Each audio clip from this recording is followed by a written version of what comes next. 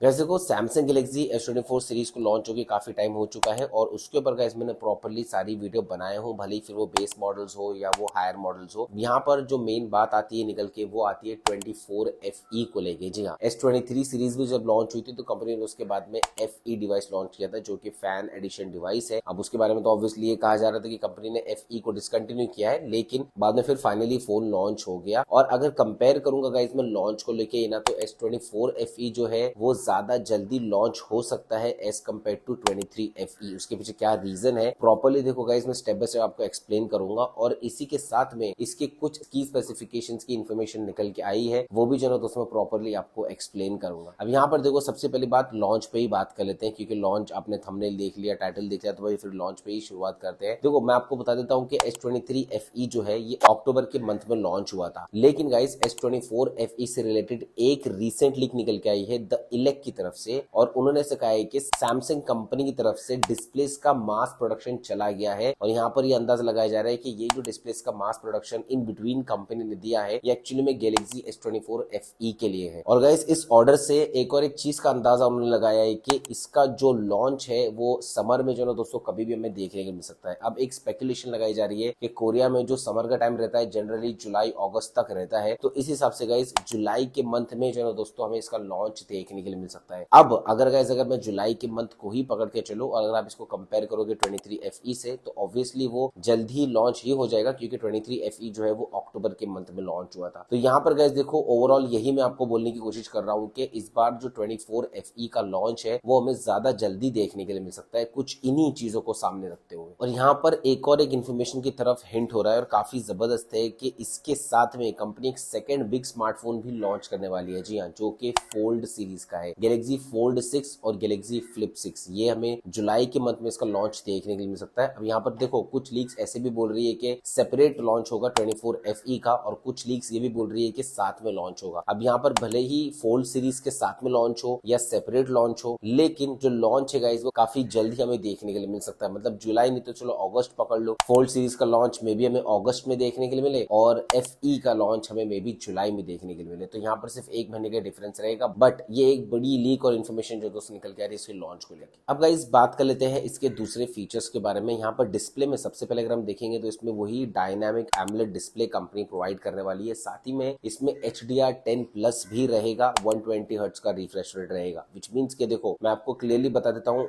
FE का जो display रहेगा वो बिल्कुल सेम टू सेम वैसा ही होगा जैसा हमें गैलेक्सी S24 में मिलता है। लेकिन यहाँ पर एक जो ना दोस्तों कैच हो सकता है, FE में हमें ऑलवेज ऑन डिस्प्ले जो ना दोस्तों नहीं मिलेगा। मैं ऐसा क्यों बोल रहा हूँ, देखो मैं आपको एक चीज ये बता देता हूँ कि S23FE जो था उसमें भी ऑलवेज ऑन डिस्प्ले नहीं था, कंपनी ने ऑलवेज ऑन डिस्प्ले जो है वो सिर्फ S23 में रखा था। तो ये सेम ट्रेंड जो ना दोस्तों हो सकता है कंपनी कैरी करे। अब यहाँ पर जो एक मेजर डिफरेंस हमें देखने को मिल सकता है ना, वो इसके परफॉर्मेंस डिपार्टमेंट में, क्योंकि यहाँ पर गाइस ऐसी लीक निकल के आ रही है कि इसमें दो ऑप्शंस हैं जिस तरीके के हमें प्रोसेसर्स इसमें देखने को मिल सकते हैं। एक तो है स्नैपड्रैगन 8 Gen 3 और दूसरा है Exynos 2400। अब यहाँ पर मेरे हिसाब से दोनों ही प्रोसेसर्स अपने आप में अच्छे प्रोसेसर्स है। जी हाँ, मतलब आप सही सुन रहे हो, मैं being in Ishan tech world Exynos processor को अच्छा बोल रहा हूँ, लेकिन यहाँ पर देखो फिर भी एक कैच है। Exynos प्रोसेसर जो है ना दोस्तों स्टेबिलिटी में एकदम घटिया और बकवास है अगर कंपेयर करोगे कॉलकॉम से। तो जी हाँ, मतलब अगर आप Exynos के फैन हो then I am extremely sorry, but मैं रियलिटी बता रहा हूँ, निहायत ही घटिया स्टेबिलिटी है इसमें अगर हम स्नैपड्रैगन से कंपेयर करोगे तो। अब यहाँ पर देखो अगर मैं ऑन पेपर इसके स्कोर्स आपको बताऊंगा तो ऑलमोस्ट लगभग जो है ना वो सेम जो है रेटिंग्स हमें देखने को मिलती है Exynos में भी और स्नैपड्रैगन में भी। अब यहाँ पर जो स्नैपड्रैगन 8 Gen 3 है ये भी हमें सेम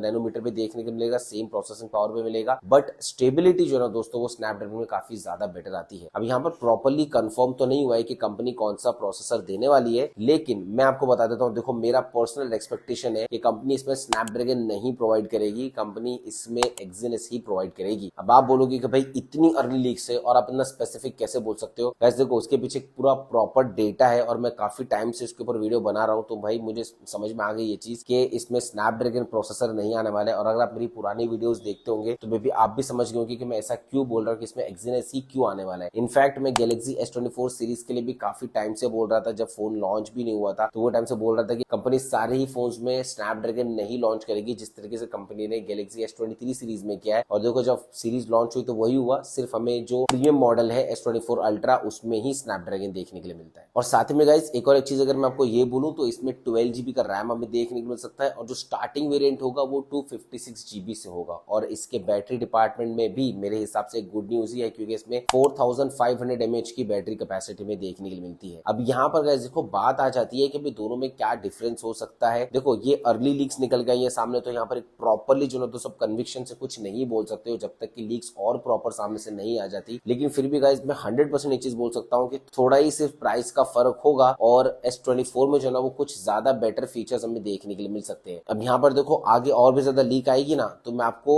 मतलब यही बोलने वाला हूँ कि भाई थोड़े और पैसे डाल लो, 2-4 हजार 5 हजार और S24 के लिए ही जाना। अगर आप देखो एग्जाम्पल ले लेते हो रेफरेंस के लिए S23 सीरीज का, तो गैलेक्सी S23 FE जब लॉन्च हुआ था तो उसका प्राइस कंपनी ने 55 या 50,000 रखा था और वो निहायत ही घटिया फोन था। जब मैंने उसका रिव्यू किया था तो मैंने सारी चीजें जो ना दोस्तों उसमें प्रॉपरली एक्सप्लेन किया हूँ और उसके कंपैरिजन में गैलेक्सी S23 जो था वो इतना एक्सपेंसिव भी नहीं था और उसके फीचर्स भी काफी अच्छे थे। तो मे बी यही सेम चीज 24 सीरीज भी कंटिन्यू हो सकती है। देखो मैं भी 100% तो नहीं बोल रहा हूँ, लेकिन आगे देखते हैं जैसे जैसे फीचर्स निकल के आते हैं तो मैं प्रॉपरली आपको एक्सप्लेन करता रहूंगा। चलिए दोस्तों, इंशाल्लाह मैं मिलता हूं आपसे अपने अगले वीडियो में। जय हिंद।